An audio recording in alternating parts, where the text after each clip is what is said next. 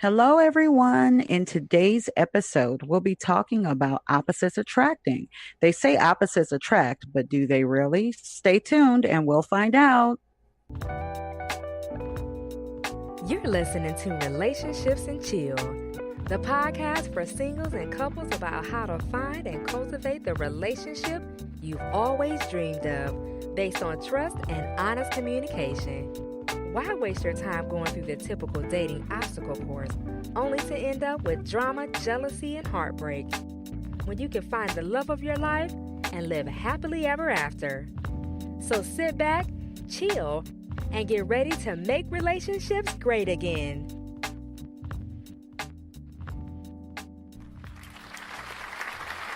Welcome, everyone. Welcome to another edition of Relationships and Chill, where we aim to make relationships great again. I am your host, R. Anthony, and I am joined by my esteemed colleague, Christina Lynn. Hey, guys. I like saying esteemed colleague. I don't even know why. I just like saying that word. It just feels so official. You know what's so funny? Like, one of my things that my brother used to always say to me is, "You're such a pristine young individual." That's what that reminds me of every time you say. Yeah, it's just, I like, you know what I like doing? I like putting stuff that don't go together. That ain't even supposed to be. That ain't even supposed to be in the same sentence, but it feels good. I like that. I like doing it too. Like, I like saying, like, me and my pops, we'll be talking about stuff, and I'll be like, you're what I say? I said, you're a scholar and a gentleman. And we could be talking about shooting pool or dogs or something like that, and I'll say he's a scholar and a gentleman, or just something like that. You know what I mean? That makes it more than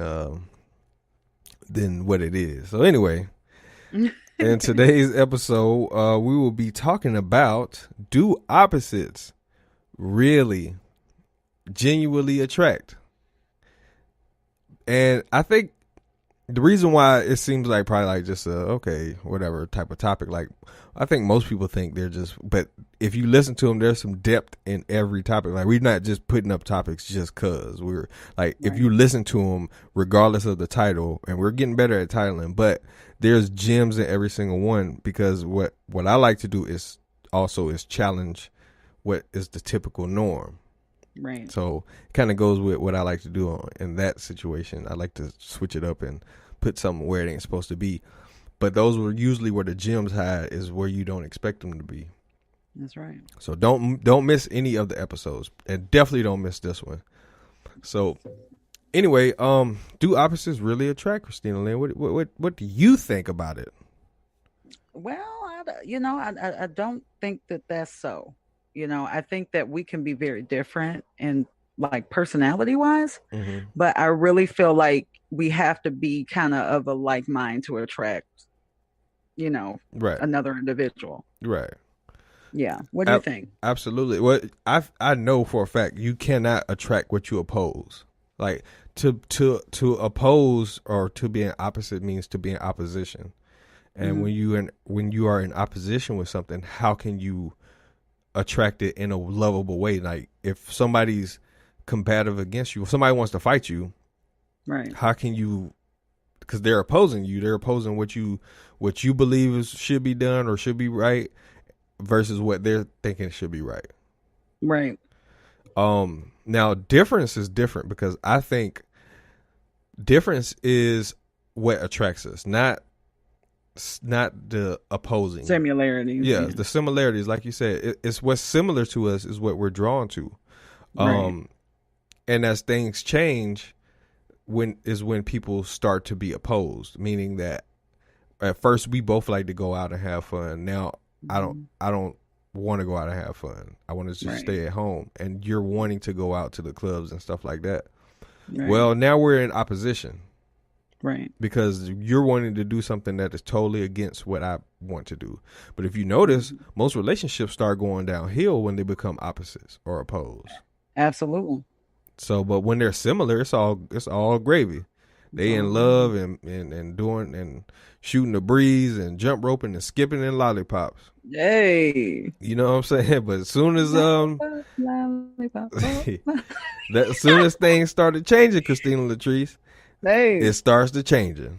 And that's where people start I think but that's why we're so heavy on communication, you know, and being transparent, because as a person is starting to progress and look at things differently, it's important to be there with them so you can understand and kind of help curtail those things so that you can protect the relationship.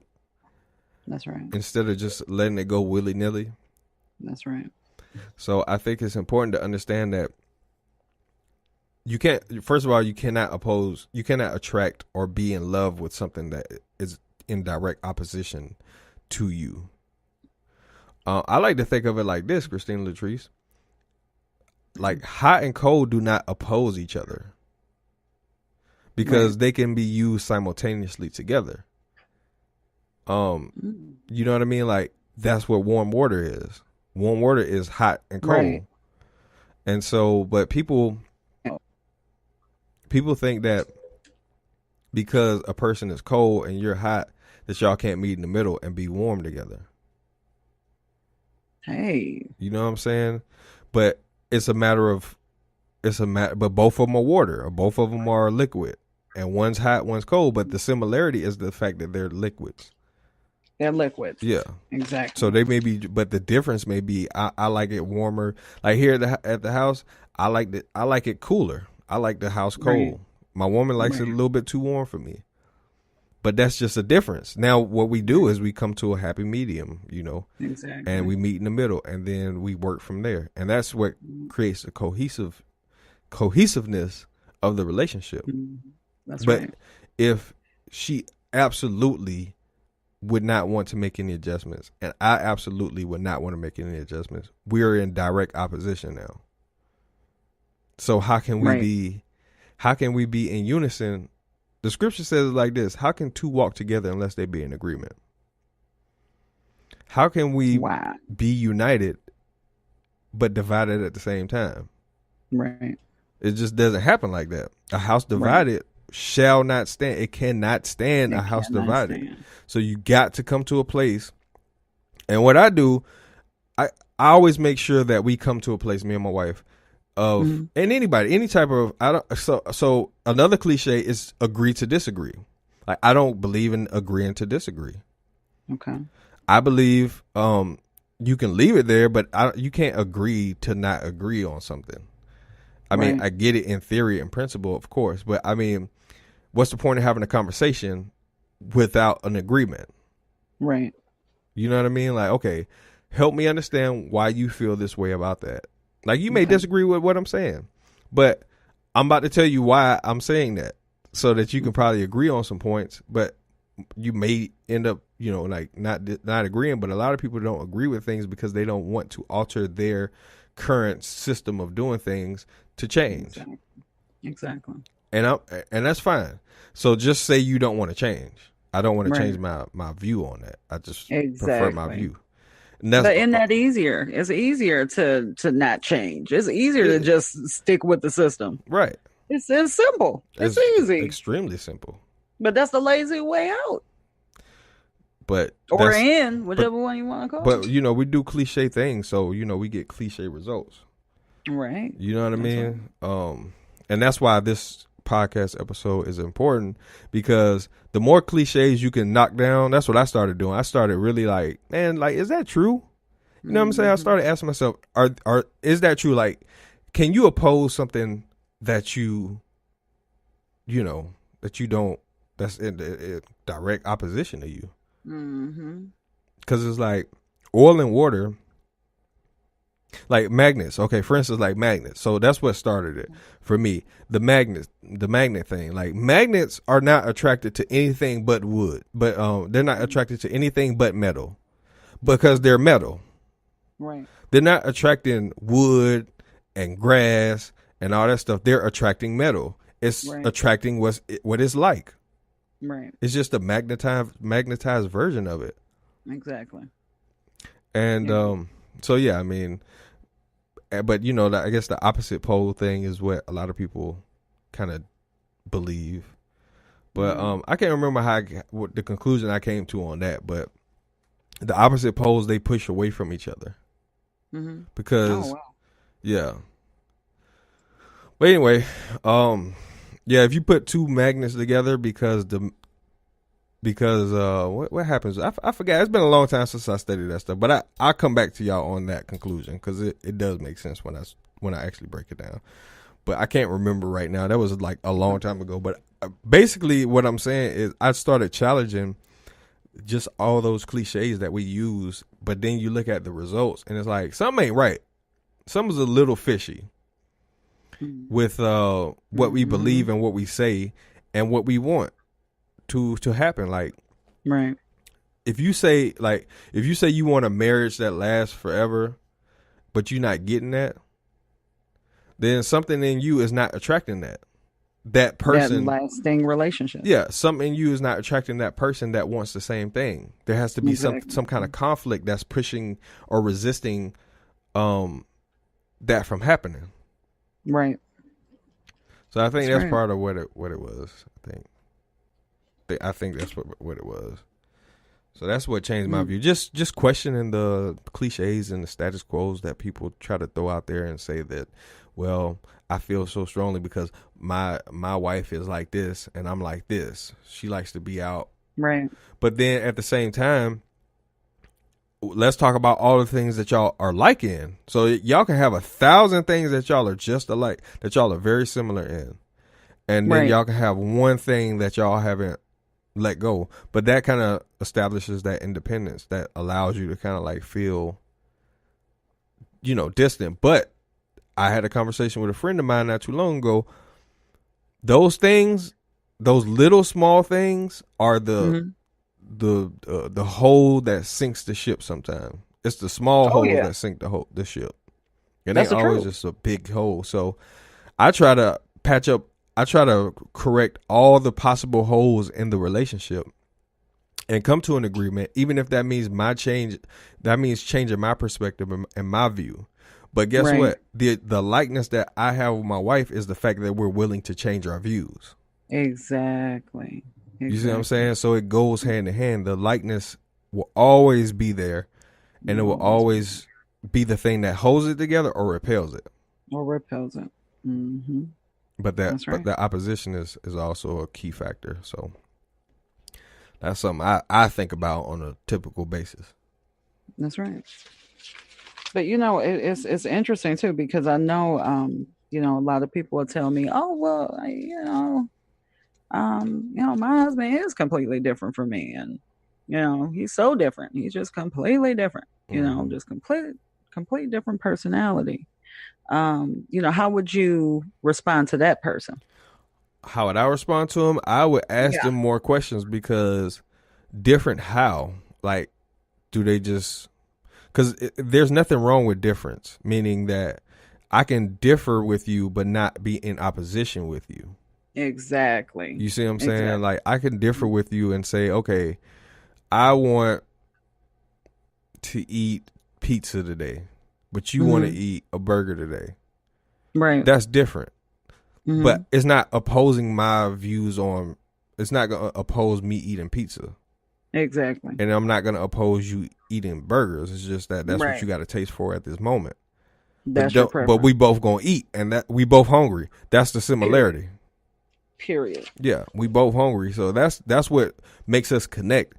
Now, what we decide to do as far as that, like hot and cold are different. Right. They're not in opposition. They can work together. Yeah. So if it can't work together, then if it cannot work together, then it's an opposition. If it can work together, then it's a difference. Okay. Give me an example of working together as a couple. Working together as a couple is not agreeing to disagree. Like never using that as your cliche, because it leaves you. It's a lazy way to get out of change. It's so lazy, isn't it? Yeah, That's if the you think truth. about it, it's a lazy way to get out of change and getting So connected lazy. with somebody. It Because I want is. to know why you like. I want to talk to my woman. If she doesn't agree with something, I want to know how we can Why? come to an agreement. Like why, Yeah. of course, but I want to know how can we come to an agreement. We got to agree upon something. Yeah. Absolutely. And then why don't we? Why don't you agree with me? And why don't I agree with you? And let's talk about it. Right. Because you may change my mind. Yeah. You know what I'm saying? But I have That's to be right. willing to do that because guess what? It's going to change. My mind's going to change regardless, one way or another. It's just That's I right. have to get used and comfortable to you, to allowing you to help me change it. That's right. And being pliable, everybody, it does not make you weak. It does It not. does not make you weak. And it's so important because I hear it all the time. Oh, you can't do that. You can't change. You can't, You can't you change no let man. somebody know you stand your ground. Right. I No, always it's hear not you about can't change standing my ground. no I can man or stand my woman. ground alone. That's true. Shoot, you gonna end up being alone if you do that. You got that right. You got that right. You know how many times a day I compromise and I do it. Mm-hmm. I compromise. He compromise. Right. Like we have to compromise. Well, We have to. I don't There's agree with the compromise model. I know a lot of people do. really. I really don't. I don't. I'm shocked. I I'm know. shocked. I know Sir. you probably shocked, but I got a better I model. am You shocked. lace up your Tell me. boots. When I tell you to lace up, you better lace up your slippers right now. I don't agree with compromise because compromise causes majority of the problems, meaning that I ain't gonna get what I want. You not gonna get what you want. We just gonna have to get, like, I know I said, yeah, what I said, because here's the difference. I ain't finished telling the story about how my woman likes it versus how I like it as far as the temperature. What I do is I put a fan on me. I get a fan and blow it right on me so that way I make sure I'm cool. But we got a regular temperature in the house that is comfortable for both of us. And then I have a fan blowing on me and she may have an extra blanket on her. Exactly. So, but if it came down to it, we going to sacrifice. And we use the sacrifice model. We don't use the compromise model, meaning that I want to see her enjoy what she wants fully. Gotcha. I don't want her to have to compromise to meet what I want when I can easily say, you know what? I'll bite the bullet this time. I want you to enjoy that. Enjoy whatever it is, watching whatever show you want to watch, eating whatever you want to eat, as much as you want to eat. I'm going to sacrifice what I want for your pleasure and your happiness in that moment. And but the reciprocal of it is she does the same thing for me. So we never have to compromise. We have to make concessions, of course, but we don't compromise what you want versus what I want. For the most part, of course, sometimes I guess you might have to compromise. I can't think of that I've ever had to compromise in any of my relationships. Oh, that's wonderful. I can't think of any. I've never compromised ever, and I never will. What? Listening to you say that, it sounds like, it just sounds so much more happy. It is. Like, it sounds so happy. Like, wait a minute.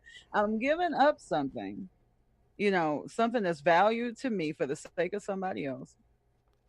And, just because this somebody else is special to me. Right. I'm going to sacrifice, this something, but yet and still that person, because we're so solid together, they're going to also sacrifice on my behalf. Exactly. And so there's no losses. It's like when you compromise, you feel like you losing. Exactly. Like, you are losing. I'd be so mad. Oh, I'd be mad. You are losing though, because you're not. But nobody's happy. Nobody's ever going to be happy in a compromise model, because you both are not getting what you actually want. No way I got attitude. Yeah, there you go. Thank you. Sacrifices. See, and that was not pre-rehearsed, people. That was not pre-rehearsed. We did not talk about that before the show. That was raw and freshly squeezed. My goodness. Hey, y'all, relationships and chill, we get results. We do. We don't play no games. We get results. We are results driven, honey. We really are. I look at it like we take the cure approach. We want to cure. And we ain't trying to treat. We trying to cure through either prevention or finding an actual cure. Not just like, oh, well, just try this and try that. No, we would like, okay, this should help alleviate that. That should help alleviate this. So let's focus on curing the problem, because the problem is inside of the two individuals that create the relationship, because a relationship is just a reflection of the two people that's in it, or three, or however many people are doing it nowadays. But at the end of the day, any relationship, whether it's friends, whether it's colleagues at work, whether it's whatever kind of relationship, it's just a combination of the two people. You meet where you are with that person. Because our feelings matter. And I'm sitting here thinking like, man, yeah, compromises don't really feel good. I would just do it just because I felt like, oh, that's the right thing to do. Let me just withdraw. That's the cliche. Yeah, and that's a cliche. Wow, that's deep. That's very deep. The sacrifice makes me feel good, because that makes me feel like, first of all, I'm loving on my mate. Right. You feel good that they're enjoying too. But you feel good because they're actually enjoying what they want to enjoy. They're enjoying themselves. Exactly. And by human nature, we reciprocate. If somebody punch you, you're going to punch them back. If somebody offer you some chips, you're going to offer something back that you got. Like, oh, no, listen, you want some? You want something to drink? You know what I mean? That's just how we do as humans. We reciprocate whatever's being given to us for the most part. Yeah, for the most part. Yeah. We do. We really do. We really, especially if it's good. I mean, especially if it's like really good, we will reciprocate that. Like, I give my woman the world because guess what? She gonna do the same for me. Is she gonna do the same thing? But not because of her. I should hold on. Let me re-say that. I give her the world because I want her to have the world. You know what I mean? And whatever she wants, in the world she can have that I can provide. But at the same time, I don't look for it back, but I know it's coming back because I know that the woman that I chose. Right. You know what I'm saying? I know the type of woman that I chose. I know she loves me that much that she would do the same thing for me. But I would do it regardless because I believe in sacrifice. I don't believe in compromise because there's no point of compromising if neither one of you guys are enjoying it. And that creates a unenjoyable environment in the relationship. And that brings me, this is why I can see it was completely contradictory with my own beliefs. One of the things I believe in is that we're here to be happy. We're here to have a good time and do the things that we want to do. There you go. I believe that with all my heart. And yet I was completely contradictory to my own ideal. And so therefore I was miserable. Oh, that's fantastic. Now, y'all, our Anthony always be setting me free. To set some folks free. Thank you, brother. Hey, anytime. Right. I don't mean no harm. Nah, please don't do no harm.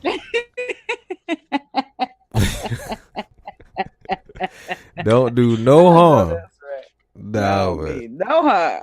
But just look, like I just started challenging, like I said, just those cliches right there, and I know there's so many more that I haven't really even thought of yet, but I just really just started like questioning. I'm like, okay, I want results, right? But if I look out around me, and I know y'all can identify with this too, people. When you look out around you, you're like, okay, I can go on Instagram and I can see whatever. But around my immediate circle, do I see any reflection of what I want? Wow. Can I actually reach out and ask somebody, hey, I see you guys are a very happy couple. I see y'all all the time. How do you do this? Like, what do y'all think about this? And then at that moment, when you listen to what they have to say, depends on what they say next, is how you're going to feel about that couple. Okay. Because they're going to project who they are as the two individuals, right? So you'll get a feeling from that and you'll say, man, that's a great feeling, or I don't know about that. They probably just together because whatever. But when you get that feeling, like, I know I did it with me. It happened with me with my mentor. It never happened before. I saw my grandparents, my step grandparents together. I seen other couples together, but the access is different. But when I saw them two together, it made me say, I want that, because the way they were talking to me, it was one person, but two people talking, and they were both happy in their positions as a couple. Okay, I have to say something about that, because like I tell this story to just about anybody who knows you in my life. Like, everybody know of, like my major friends and family know of you.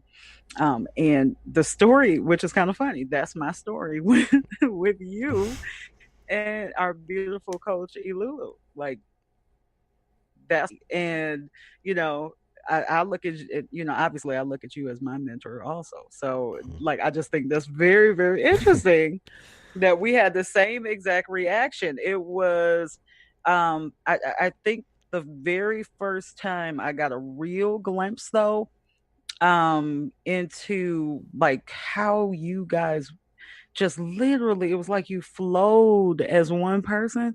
Was that time you remember when you came on my job? Yep. And you remember that you came to see my girl, Yep. and then we were sitting there, and I FaceTimed Coachy Lulu was on FaceTime. her.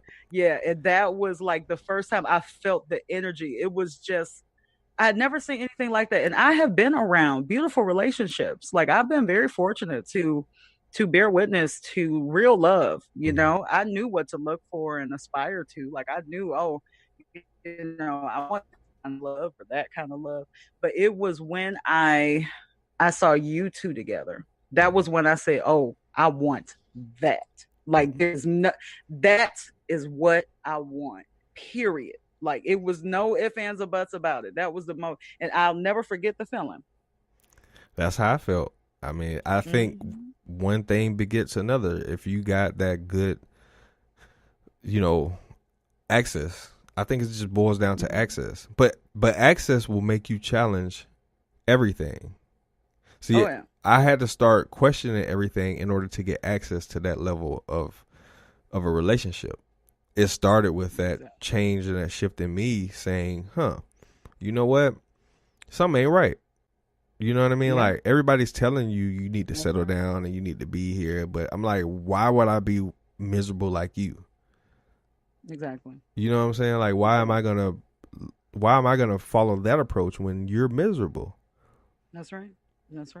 So I need to do something. Now I could do it, but I'm gonna get the same results you getting, which is either divorce or, just kind of just there in a relationship, but it's not what you want. But then that's when people start saying, well, opposites attract, and, it's about compromise, and, and then you're like, so I'm connecting the dots. Like, typically the people that say this have this type of relationship.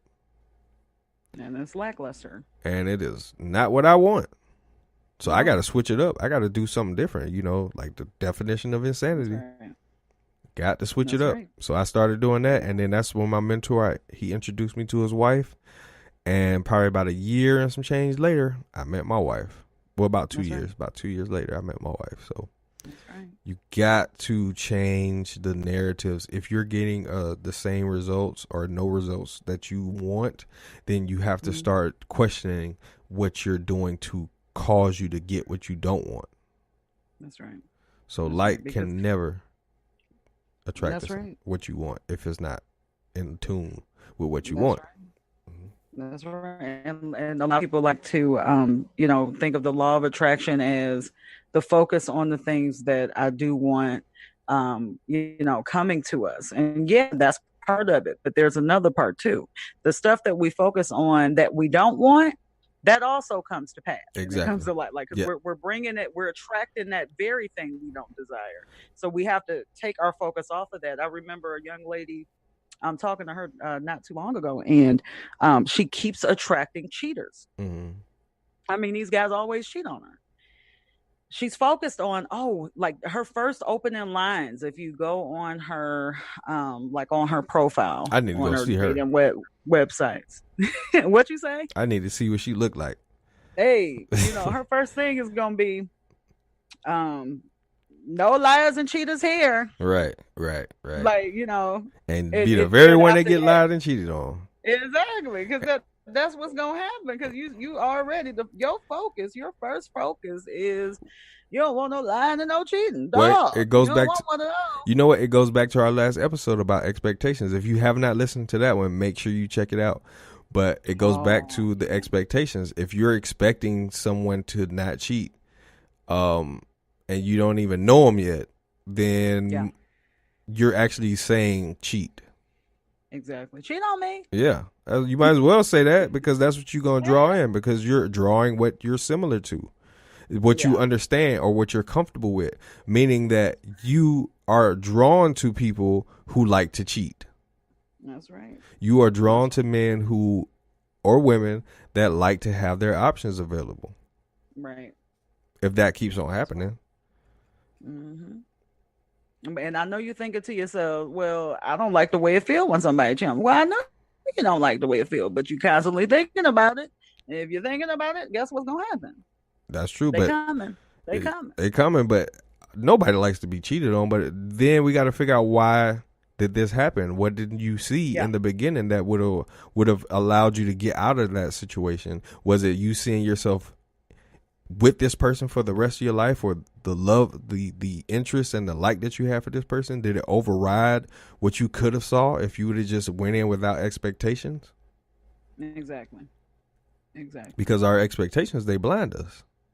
They do. They blind us to a lot of the realities that we're going to face eventually. Once that wears off and we start seeing the person for who they really are, and we start seeing, it ain't what I thought it was going to be. But then it happens again and again and again. You keep setting yourself up for failure. But you got to change the cliches and the things that you're habitually thinking that'll cause you to attract the things that you habitually say you don't want. Exactly. So how does that make sense? I have to reiterate, y'all, please listen to that expectations episode. I mean, I'm talking about, it's full of stuff that, stuff that we, like, common mistakes we make. Mm-hmm.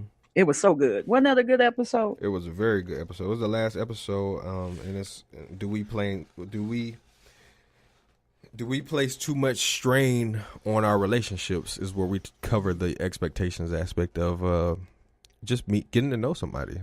It blinds us, just like we blind ourselves with these cliches that, opposites attract and all this crap that we tend to figure out that, maybe opposites don't attract.